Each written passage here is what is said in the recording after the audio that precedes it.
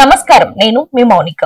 SLBC సొరంగం లోపలికి CM Revanth Reddy వెళ్లి తీవ్ర స్థాయిలో పరిశీలించారు. అందులో చిక్కుకున్న 8 మంది కార్మికులను బయటికి తీసుకొచ్చేందుకు జరుగుతున్న సహాయక చర్యలను సీఎం అడిగి తెలుసుకున్నారు. ప్రమాదం జరిగిన తీరును అధికారులు సీఎం రేవంత్ రెడ్డికి వివరించారు. ఎస్ఎల్బీసీ టన్నెల్ వద్ద జరుగుతున్న రెస్క్యూ ఆపరేషన్ ను ఎట్టి పరిస్థితుల్లోనూ ఆపొద్దని అధికారులను సీఎం రేవంత్ రెడ్డి ఆదేశించారు. ప్రమాద స్థలాన్ని పరిశీలించి అనంతరం సీఎం రేవంత్ రెడ్డి అధికారులతో సమీక్షించారు. భవిష్యత్తులో ఇలాంటి ఘటనలు పునరావృతం కాకుండా చూసుకోవాలన్నారు. తక్షణం చేపట్టవలసిన పనులపై నివేదిక ఇవ్వాలని ఆదేశించారు. సీఎం రేవంత్ రెడ్డితో పాటు డిప్యూటీ సీఎం బట్టి విక్రమార్, మంత్రులు ఉత్తమ్ కుమార్, జూపల్లి మరియు అచ్చంపేట ఎమ్మెల్యే డాక్టర్ చిక్కుడు వంశీకృష్ణ సహా పలువురు నాయకులు తదితరులు పాల్గొన్నారు.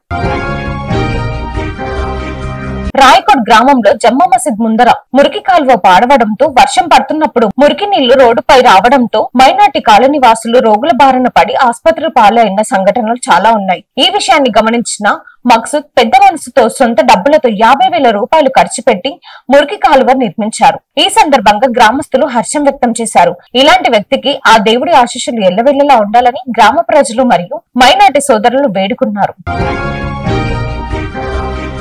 తెలంగాణ రాష్ట్రంలోని రైతులందరికీ ఈ నెల 31 లోపు రైతు భరోసా అందజేస్తామని డిప్యూటీ సీఎం బట్టి విక్రమార్ ప్రకటించారు. గత ప్రభుత్వం ఇచ్చిన దానికంటే 2,000 రూపాయలు అధికంగా ఇస్తామని వనపర్తి సభలో ఆయన తెలిపారు. ఏప్రిల్ 14న డాక్టర్ బిఆర్ అంబేద్కర్ జయంతి రోజున ఎస్సీ, ఎస్టీ, బీసీ, మైనార్టీ కార్పొరేషన్లకు 6,000 కోట్ల నిధులతో స్వయం ఉపాధి పథకాలు ప్రారంభిస్తామని పేర్కొన్నారు. Thanks for watching.